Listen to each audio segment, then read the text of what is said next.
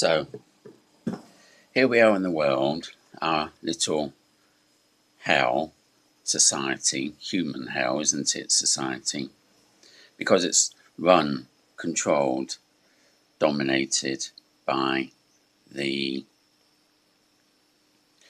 powers and principalities in high places who are, even if they are good people in the beginning, they become the target of the devil and his minions, who will mentally, emotionally corrupt the person through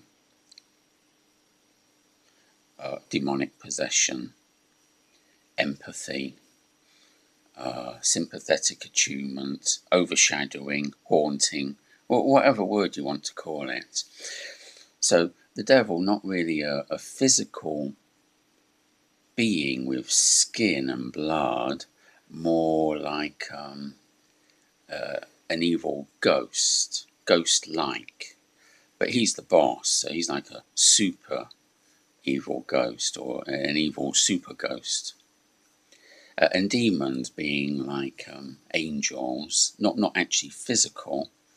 They're ghost-like spiritual beings, but demons are the bad angels. Angels? And so they're all around us. Okay, maybe I'm crazy, but we're swimming in an ocean of invisible influences. Some are good influences, but down here on this planet, the dark forces predominate, because this is a dark, obscure world, noisy, chaotic, polluted, crime. So, diseased, warmongering, and many confused people. So, anyone acquire power, real power, they can only do so in the first place because it's either granted directly or it's allowed indirectly by the devil himself, because he's the boss here. He is the boss.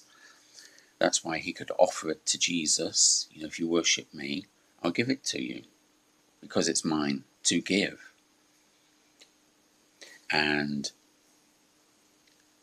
the dinosaur age, which was pre-human, there you could see an example of monstrous creatures living in a hellish world of erupting volcanoes, and kind of like a vision of hell, really. And those monstrous creations, the dinosaurs, they look rather like the devil, don't they? With their spines and hooves and pointed tails and claws and fangs and horns. Bestial monstrosities. So they look like the devil himself.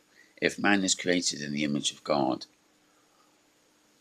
the dinosaurs were created in the image of the devil. So, after humans come here, post-dinosaur age, wiping out the dinosaurs first with that ELE 65 million years ago, declaration of war, really. And now the humans and the demons were in perpetual warfare for 65 million years. So it's an ongoing war. It's not quick. We rather doubt it will end anytime soon, if it's already 65 million years old. And the Theosophists, don't they? They refer to the Lord of this world. They have many names for him, but one of them is Sanat Kumara.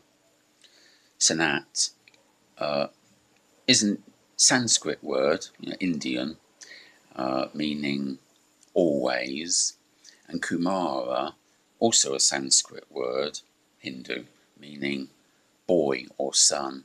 So Samat Kumara together means eternal youth, forever young.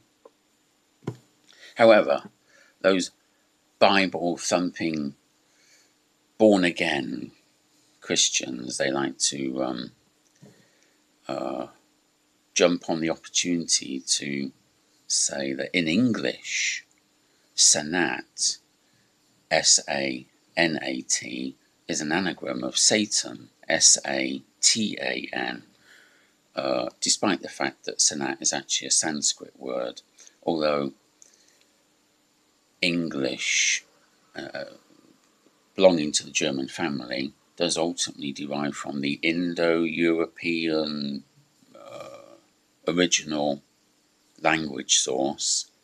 So maybe there is some connection between the Indian word sanat and the English word Satan, if we could go back far enough to trace the etymology of both. Maybe they do have a common Indo-European source, but it doesn't seem very likely, does it? Anyway, that doesn't stop those Bible-thumping born-again Christians.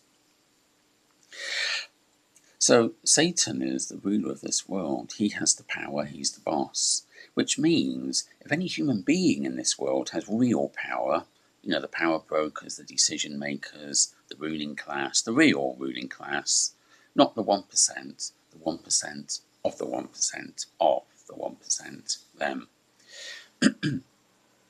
The people who are behind the media moguls, the presidents, the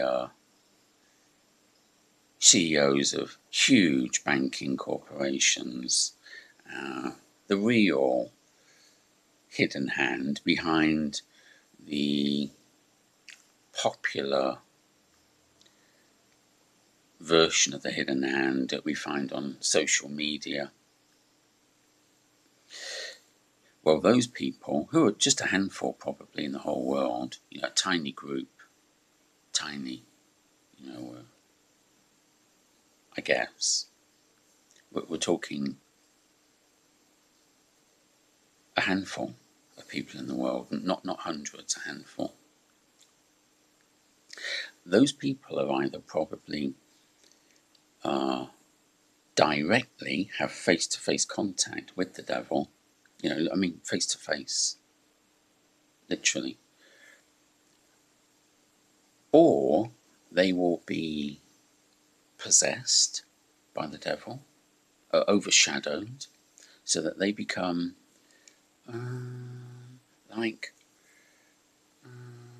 direct incarnations, really, of the devil's own motives superimposed onto them, so that they start to share and feel and really believe in the same plans as the devil, feel his motivations, and want to do his bidding. After that tiny, tiny inner circle, you then have a wider circle of hundreds of the elite, if not thousands, thousands of people around the world who belong to the ruling class. How many? Well, different researchers have different numbers. So it varies from 300 to about 5,000. But then you've got, circles inside circles. So. But those people, they don't need the direct, intimate communication with the devil. They are already receiving their instructions from that tiny original group who do have contact with the devil, although some of them, amongst that wider circle of 300 or 5,000, some of them will be genuinely sympathetic to the devil and his crusade, to his New World Order plan. And they actually genuinely believe in the same ideas like enslavement of the foreign invading human species, depopulation of the enemy human species. I mean, they'll share all this, and they'll sadistically enjoy the parasitic vampirism of human resources. And so, well, that's why we say in English, don't we? Power corrupts. And absolute power corrupts. Absolutely. And I think, I don't know, this is why we hear these continual rumours about Satanism in government circles, Satanism in secret societies, Satanism in the upper echelons of society. Well, my opinion is probably most of that is just false, it's wrong, it's a misunderstanding, but I do think there's this little fire responsible for the smoke about the very, very centre of the centre, that tiny small group of just a few people who actually do have allegiance to the devil, and they follow his plans. They meet him face to face, probably at some satanic rituals, black magic, devil worship.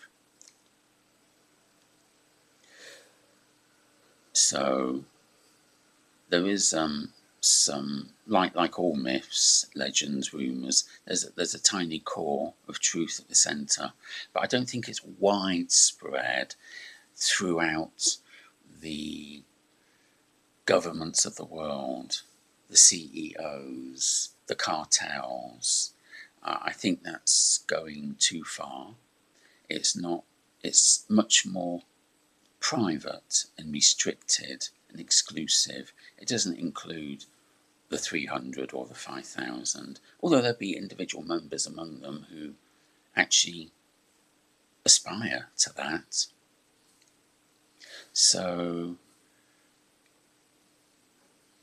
this is the reason, though, why we find these continual rumours about Satanism and black masses and sexual orgies at sex magic rites in dungeons under secret government buildings, and I think it's all wild imagination that's become too exaggerated.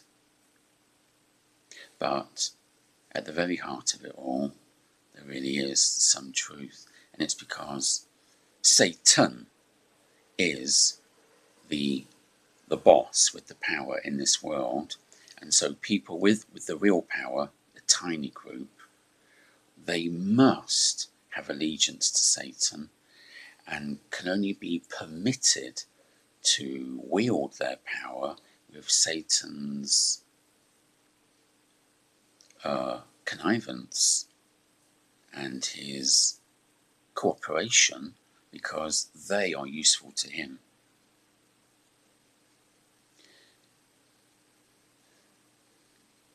So Satanism is real, but it's not widespread.